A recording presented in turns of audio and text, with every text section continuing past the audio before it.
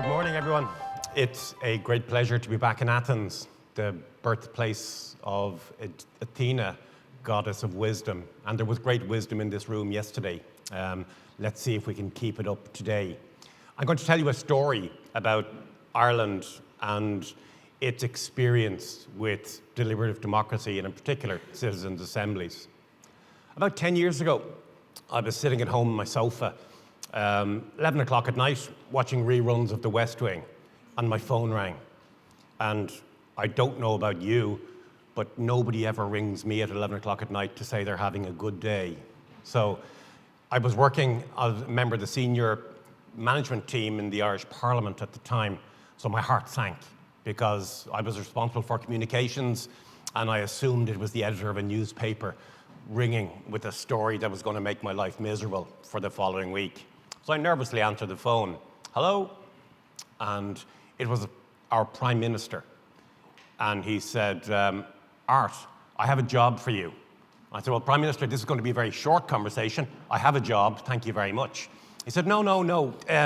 This government had just been elected after the financial crisis in 2011 with a manifesto that was full of transformation. We're going to change the way we do business, to change the way we do government. And he said, we have this thing in our program for government. It's never, ever going to work. But it's in the program for government, so we have to do it. I said, well, tell me a little bit about it. He said, we're going to put 100 people in a room. We're going to ask them a pile of hard questions, and then we're going to take what they recommend and see what we can do with it. And I said, yeah, you're right, that's never going to work. And he said, I know, but we promised we would do it. We're a government that keeps our promises, and so we have to do it. So we had a conversation, lasted about an hour, and at the end of this conversation, I said, let me see, Prime Minister, if I have you right here. As long as I don't kill anybody or spend any money, I can do whatever I like with this group of people. And he said, I knew you were the fella for me. So that was the story. I rang my boss and I said, listen, I'll be back in 6 months. I have to go and do a thing. It's never going to work, but keep my seat warm. Nothing astonishes me more that 10 years later, I'm still talking about this. And even more astonishingly, I'm still doing it. I ran 2 citizens' assemblies in Ireland in my spare time last year because this is the way that Ireland does business now. There is something going on in the world right now. There is a hunger across the globe in political systems to get citizens involved in decision-making and policy development. And citizens want to be involved in this role as well. In the last 17 months, I've turned up in 36 different countries to tell this story. And being a shy and retiring type, I don't force myself on these countries. There is a hunger out there. They knock on the door and say, we need to do something to get our citizens involved. Tell us about Ireland. So I'm going to tell you the story now about Ireland and the last 10 years. 2 things we need to confront immediately is the criticisms of citizens' assemblies and deliberative democracy.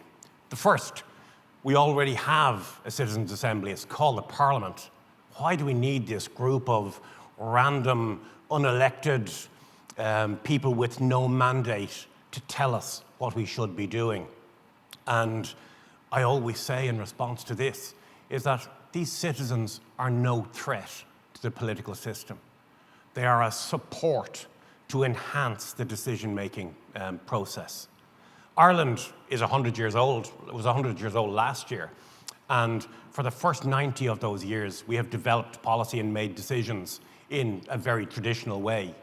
We elect governments who have a manifesto and say, this is what we're going to do when we get into power. We've got people like me, civil servants, mostly guys in grey suits and comb-overs with tan briefcases, who offer their views and their expertise on issues and then engage stakeholders. Ian spoke about this yesterday, people with the loudest voices who come and talk to government because they have skin in the game. All we have done is to add a fourth leg to this three-legged stool, to ask a group of citizens to help make decisions and to develop policy. The second big criticism is it's a very pejorative term, is that, well, this is just a focus group. And I said, well, there is one big difference between a citizens' assembly and a focus group. And a focus group, a polling company normally puts people in a room and they ask them for their opinions. So, who's your favorite political party leader? What's your favorite breakfast cereal? Who does your car insurance? What do you think of abortion, marriage equality, or whatever the big political issue is of the day? And at the end of that session, they published the news. Here's what the people of Ireland think. And a citizens' assembly, much the same. We put 100 people in a room, and representative of our society, and we fill them with information. We expose them to enough information and perspectives that they develop an expertise in the subject. And at the end of that process, then we ask them the question, what do you think about marriage equality? What do you think we should do about climate change? What will we do about the issue of women's health? They're the two big criticisms. We have gotten over that hurdle. In our Citizens' Assembly last year on how we deal with the crisis of biodiversity loss, on our 100 citizens turned up on their first day. We're always pestering them with questions, so we surveyed them. And one of the questions was, why did you agree to be involved in this Citizens' Assembly? And 1/3 of them said, this is the way that Ireland gets hard jobs done. Think about that. That's extraordinary.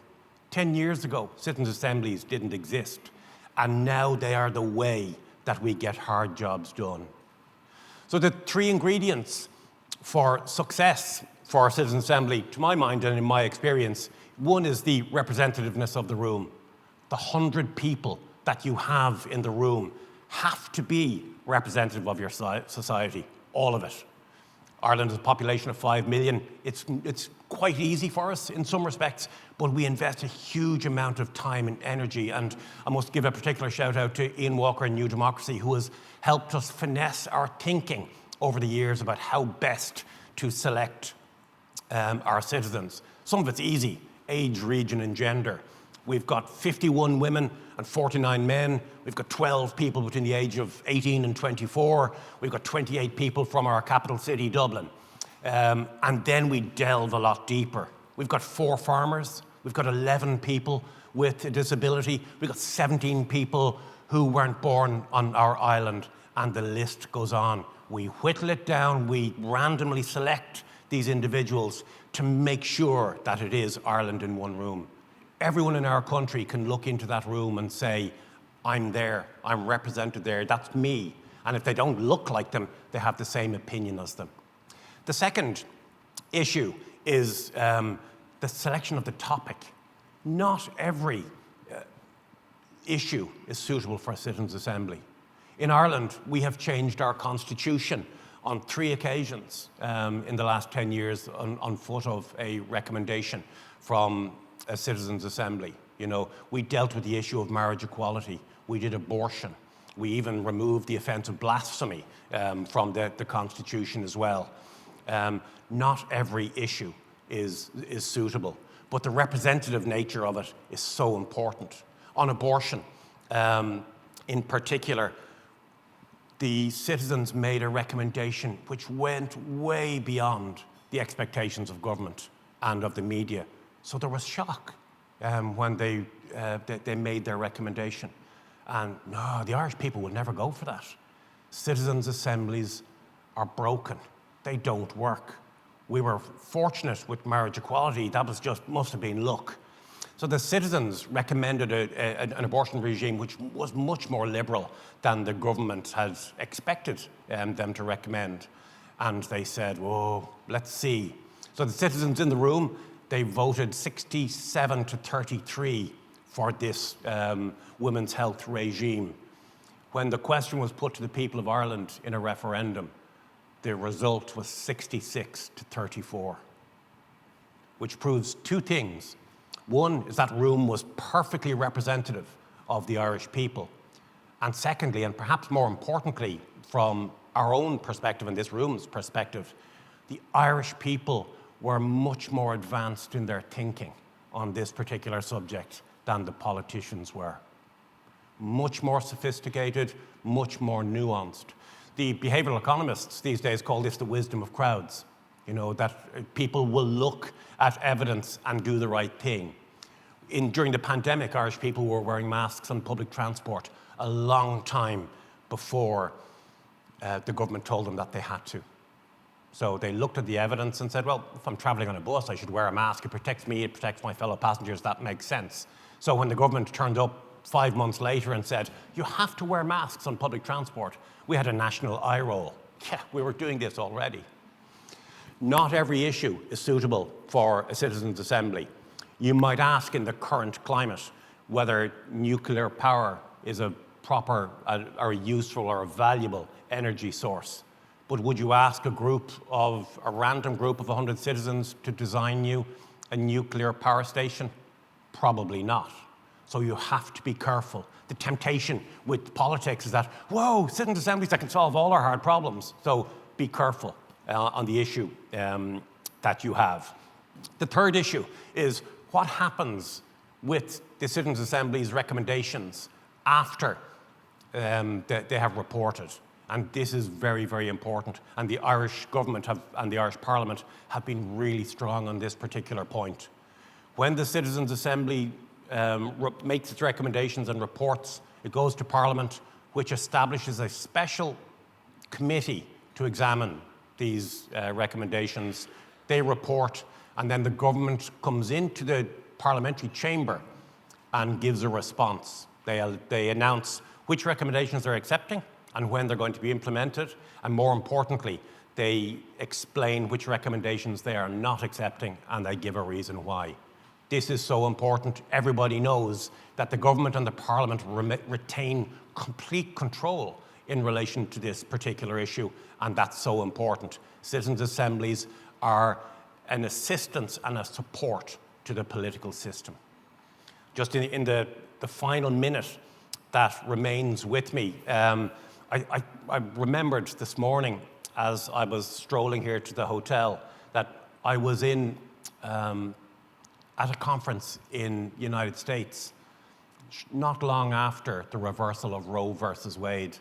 And I spoke to this conference, which is made up of academics and politicians and civil society groups. And they said about our journey, they're changing our constitution to allow for abortion. And they said, that could never happen here. And I recalled my original conversation with my Prime Minister. This will never work. I know the theme for this week's meeting is, can we dare to hope? Perhaps we have already moved on to, can we dare to act? Thank you very much.